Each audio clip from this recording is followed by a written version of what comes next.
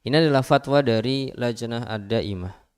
Faqad su'ilatil lajnatud daimatu lil ifta. Lajnah daimah Komisi Fatwa Arab Saudi yang dulu dipimpin oleh Syekh bin Baz, dianggotai oleh Syekh Shalih Al Fauzan dan para ulama besar lainnya, pernah ditanya, qadimat imra'atun muhrimatun bi umratin.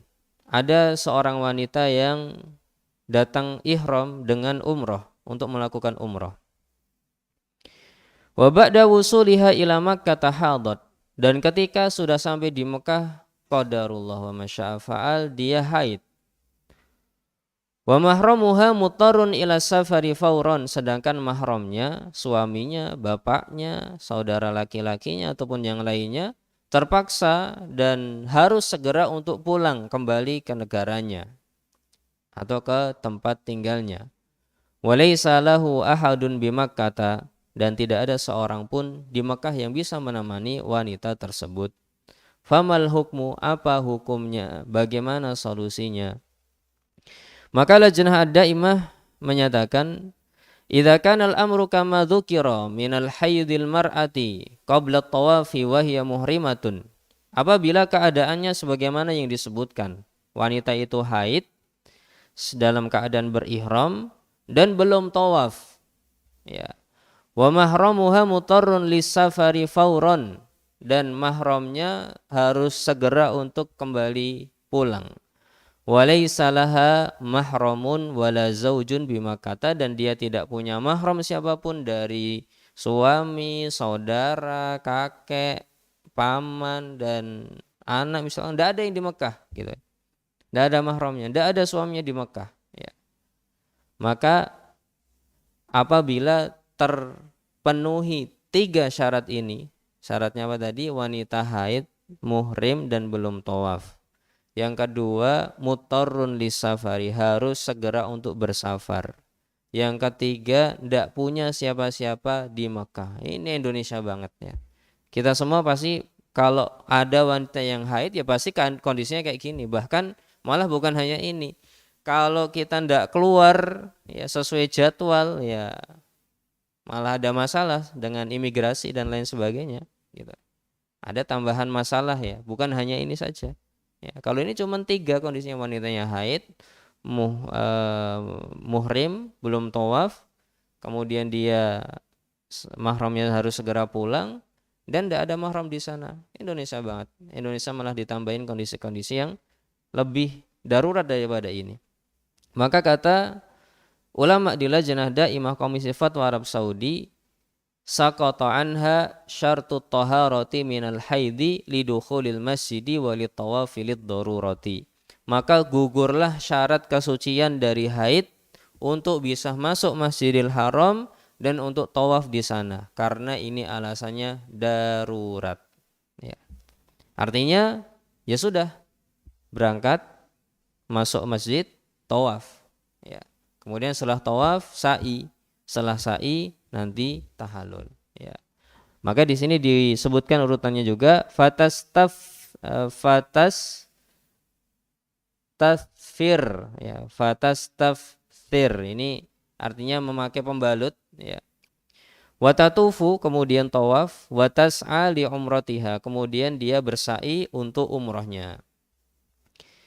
Illa in tayassara laha an tusafir wa ta'udu ma'a zaujin aw mahramin li qurbil masafati wa yusril ma'unati fatusafir wa ta'udu fawra inqita'i haydhiha litatufa tawafa umratiha wa hiya mutatahhirah ya. Baik, kemudian ini catatan sebuah kondisi ya. Untuk Indonesia insya Allah bagian depan ini sudah cukup sebenarnya. Tapi bagi orang-orang Mekah disebutkan kondisi ini.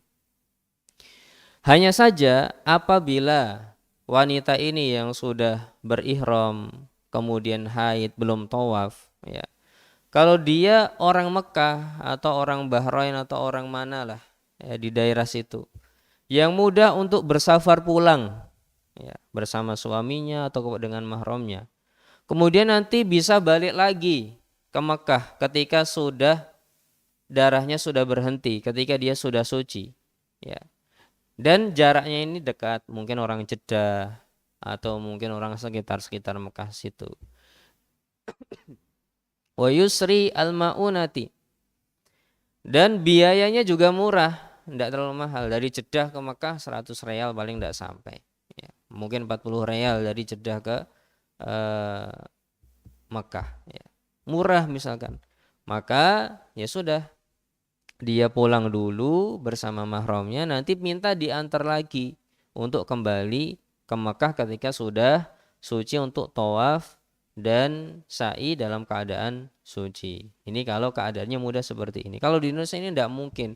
Umroh sampai sana, ya pulang lagi ke Indonesia, nanti harus berangkat umroh lagi, dan di Indonesia dia masih ihram, tidak boleh berhubungan suami istri dengan dengan suaminya, tidak boleh potong-potong kuku, tidak boleh pakai minyak wangi, tidak boleh para wanita memakai cadar, memakai kaos tangan, ihramnya karena masih gitu.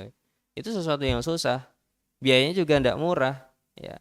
Maka ini tidak mungkin untuk dilakukan, ya. Pada intinya Allah Subhanahu wa taala dan para ulama di Lajnah Daimah memberikan kelonggaran atas hal ini.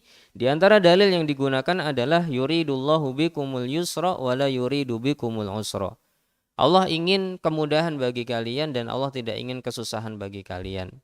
Allah juga berfirman, la yukallifullahu nafsan illa wus'aha. Allah tidak membebani suatu jiwa kecuali sesuai dengan kekuatan maksimal yang dia miliki. Dan Allah Subhanahu wa taala juga berfirman, wa ma ja'ala 'alaikum fid dini min haraj. Dan Allah tidak menjadikan agama itu untuk menjadi beban sesuatu, ya. Artinya bukan ingin membebani yang membuat orang susah, itu enggak. Dan Allah Subhanahu wa taala juga berfirman, fattaqullaha mastata'tum. Bertakwalah kepada Allah semaksimal yang kalian mampu. Dan Rasulullah sallallahu alaihi wasallam juga bersabda, idza amartukum bi amrin fa'tu minhu mastata'tum. Apabila aku perintahkan kalian dengan suatu perintah, maka lakukan semaksimal yang kalian lakukan, ya. Kata para ulama, ila ghairi dzalika min nususit taisiri wa raf'il haraji, dan dalil-dalil lainnya yang menunjukkan kemudahan dalam agama dan Allah tidak ingin kesusahan. Waqad afta bima dzakarna jama'atun min ahlil ilmi minhum, dan telah berfatwa dengan fatwa yang kami berikan ini beberapa ahli ilmu sebelum kami.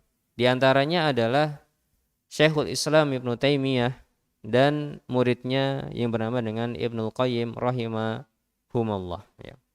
Jadi ini adalah fatwanya Syekhul Islam Ibnu Taimiyah dan ini adalah fatwanya Ibnul Qayyim Al-Jauziyah, ya.